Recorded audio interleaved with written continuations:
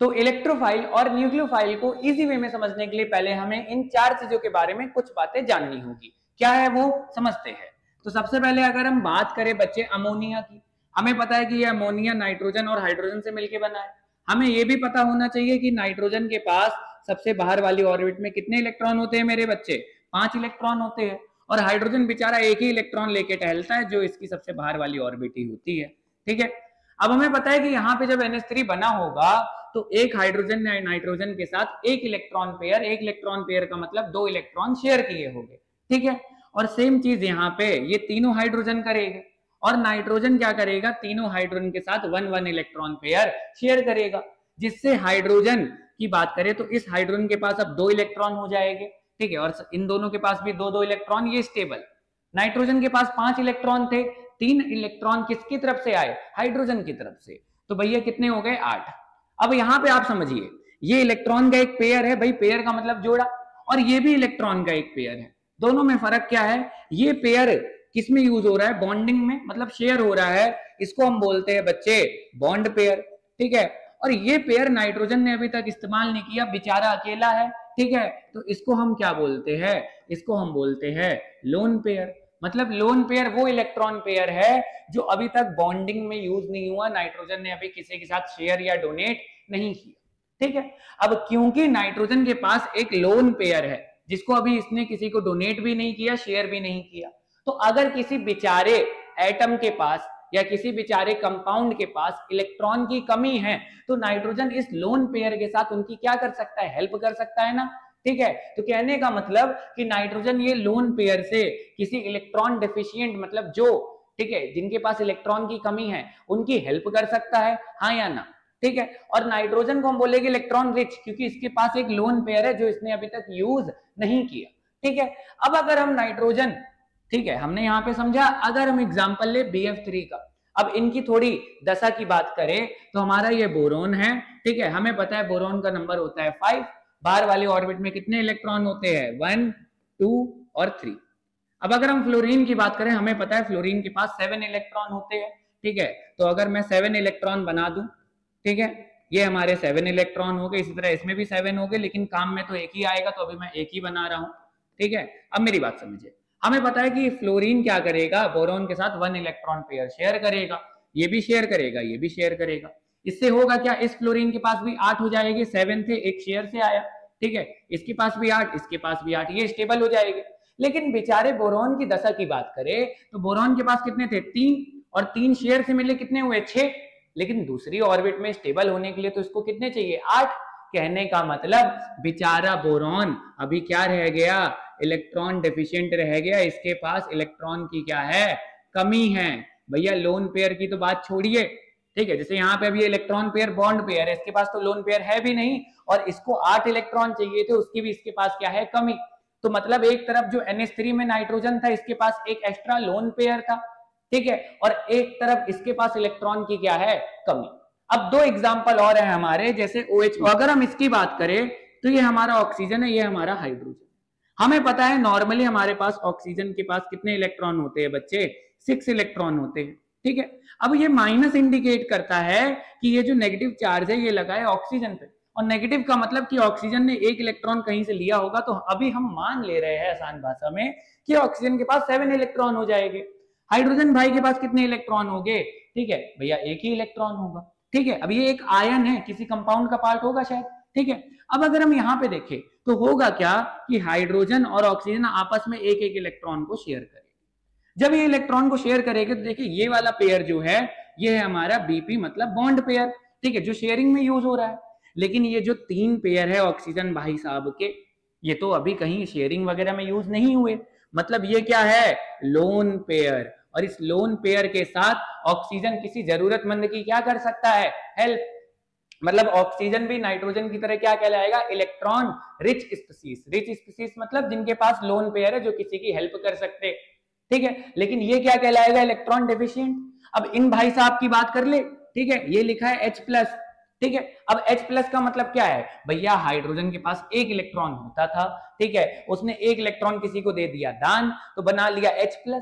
और H+ के पास अब 1 भी इलेक्ट्रॉन नहीं। आपको पता है कि हाइड्रोजन के पास पहले शेल में 2 इलेक्ट्रॉन की जगह होती है ना, लेकिन अभी तो इसके पास कितने इलेक्ट्रॉन हैं, 0/सन्नाटा, मतलब 2 इलेक्ट्रॉन ये किसी से क्या कर सकता है, ठीक है, अगर कोई इसको 2 इलेक्ट्रॉन देगा तो ये खुशी खुशी ले लेगा, क्योंकि इसके पास इलेक्ट्रॉन है ही नहीं भाई, कमी है ना एक हिसाब से, ठीक है। कहने का मतलब यहाँ पे बोरॉन और हाइड्रोजन कैसे है, इलेक्ट्रॉन डेफिशिएंट स्पीसीज है, और इन्हीं इलेक्ट्रॉन डेफिशिएंट स्पीसीज को हम क्या बोलते हैं बच्चे, इलेक्ट्रोफाइल। अभी बहुत डिटेल में इसको हम समझेंगे, ये तो मैंने एग्जांपल की मदद से आपको एक क्लैरिटी दी है, ठीक है, जिससे आगे आपके कोई डाउट ना आए, ठीक है। और इसी तरह यहाँ पे जैसे NH3 और OH है, इनके पास ये इलेक्ट्रॉन रिच स्पीसीज है, क्योंकि इनके पास लोन पेयर है, जिससे ये किसी इन जैसे बेचारे भिखारियों की क्या कर सकता है, हेल्प कर सकता है, ठीक है। तो इसको हम क्या बोलेंगे, न्यूक्लियोफाइल, ठीक है। अब अगर हम इन्हीं को डिटेल में जानते हैं कि क्या होता है न्यूक्लियोफाइल और क्या होता है मेरे बच्चे इलेक्ट्रोफाइल, तो इसके लिए अगर हम नेक्स्ट स्लाइड में जाते हैं, सबसे पहले बच्चे हम बात करेंगे अपने न्यूक्लियोफाइल, ठीक है। अब देखिए ये जो न्यूक्लियोफाइल वर्ड है बच्चे ना, ये 2 पार्ट से मिलके बना है, न्यूक्लियो और फाइल। अगर मैं बात करूं न्यूक्लियो का मतलब क्या है बच्चे, न्यूक्लियस। अब आपको पता है किसी भी एटम में हमारे प्रोटॉन और न्यूट्रॉन रहते हैं न्यूक्लियस में एक साथ मिलके, और इनके अराउंड इलेक्ट्रॉन क्या करता है, इनके चारों तरफ चक्कर काटता है, ठीक है। अब हमारा ये जो न्यूक्लियस है, इस न्यूक्लियस में प्रोटॉन है जिसका पॉजिटिव चार्ज है, और न्यूट्रॉन का कोई चार्ज नहीं है। कहने का मतलब जो न्यूक्लियस पे नेट चार्ज होगा वो होगा पॉजिटिव, ठीक है। तो वही चीज लिखा है कि देखिए न्यूक्लियो का मतलब न्यूक्लियस, और न्यूक्लियस पे चार्ज कैसा होता है, पॉजिटिव चार्ज, और फाइल का मतलब होता है बच्चे लवर, आशिक, ठीक है। तो न्यूक्लियोफाइल का मतलब क्या है, जो पॉजिटिव चार्ज का लवर है, ठीक है। अब ये बताइए मुझे एक सिंपल सी बात कि भैया आप ये बताइए, आपको ये चीज पता है कि अपोजिट चार्ज एक दूसरे को अट्रैक्ट करते हैं, मतलब पॉजिटिव नेगेटिव की तरह अट्रैक्ट होता है और नेगेटिव पॉजिटिव की तरह। तो जाहिर सी बात है कि अगर एक पॉजिटिव चार्ज का लवर होगा तो वो कौन होगा, वो होगा एक नेगेटिव चार्ज, या एक ऐसा स्पीसीज जिसके पास इलेक्ट्रॉन डोनेट करने के लिए है, तभी तो वो पॉजिटिव वाले के पास आएगा, क्योंकि पॉजिटिव वाले के पास तो इलेक्ट्रॉन की होगी कमी, उस पर नेगेटिव चार्ज तो है नहीं। कहने का मतलब न्यूक्लियोफाइल क्या है, न्यूक्लियोफाइल एक इलेक्ट्रॉन रिच स्पीसीज है, जो क्या करता है, एक पेयर ऑफ इलेक्ट्रॉन डोनेट करता है किसी दूसरे को, उसके साथ क्या बनाने के लिए, बॉन्ड बनाने के लिए। और ये कैसे डोनेट करता है, अभी हमने एग्जांपल में समझा था कि हमारा जो NH3 था उसमें नाइट्रोजन के पास लोन पेयर था कि नहीं, तो वही लोन पेयर नाइट्रोजन किसी को डोनेट करके उसके साथ बॉन्ड बना सकता है, तो हम बोलेंगे कि वो हमारा जो NH3 था वो क्या है, एक न्यूक्लियोफाइल। अब इन न्यूक्लियोफाइल का एक नाम और है, इनको हम बच्चे लुईस बेसिस भी बोलते हैं, याद रखिएगा कि न्यूक्लियोफाइल को हम लुईस बेसिस बोलते हैं, ठीक है।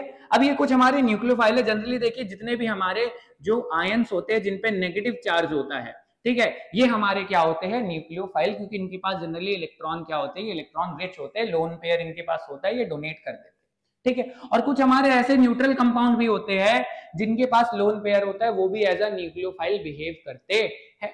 तो हमने समझा कि भैया न्यूक्लियोफाइल कौन है, जिन इलेक्ट्रॉन रिच स्पीसीज है और इलेक्ट्रॉन ये इलेक्ट्रॉन पेयर को डोनेट कर सकते हैं।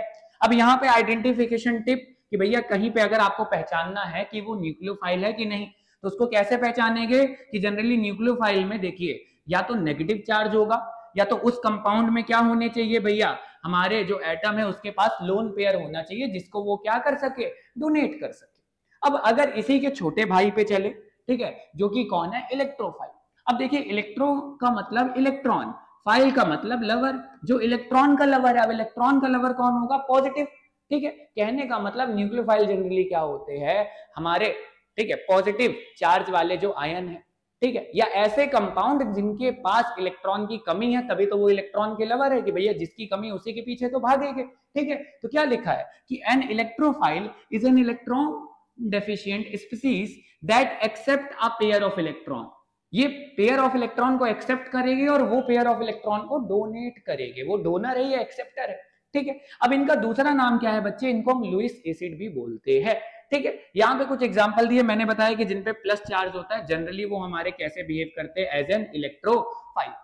क्यों, क्योंकि प्लस चार्ज का मतलब इनसे इलेक्ट्रॉन गया होगा तो ये इलेक्ट्रॉन को एक्सेप्ट कर सकते हैं, जैसे हमने H+ की बात अभी करी थी। BF3 को हमने देखा था कि बोरॉन के पास क्या थी, इलेक्ट्रॉन की डिफिशियंसी थी। इसी तरह जैसे हमारा AlCl3 हो गया, ठीक है। तो ये सारे हमारे क्या है, ये हमारे है बच्चे इलेक्ट्रोफाइल। अब मैंने लिखा आइडेंटिफिकेशन टिप की बात करूं कि भैया इलेक्ट्रोफाइल पे जनरली पॉजिटिव चार्ज होता है, या इनकी ऑक्टेट इनकम्प्लीट होती है, मतलब 8 इलेक्ट्रॉन पूरे नहीं होते, जिस वजह से ये किसी से इलेक्ट्रॉन पेयर एक्सेप्ट कर सकते हैं। तो मेरे हिसाब से आपको क्लियर होगा न्यूक्लियोफाइल क्या है, इलेक्ट्रॉन रिच स्पीसीज है, इलेक्ट्रोफाइल इलेक्ट्रॉन डेफिशिएंट है, न्यूक्लियोफाइल इलेक्ट्रॉन डोनेट कर सकते हैं पेयर ऑफ इलेक्ट्रॉन, इनके पास लोन पेयर होता है, और इलेक्ट्रोफाइल इलेक्ट्रॉन पेयर को क्या कर सकते हैं, एक्सेप्ट। ठीक है, तो आज के लिए इतना ही, मिलते हैं नेक्स्ट पार्ट में न्यू टॉपिक के साथ। Thank you.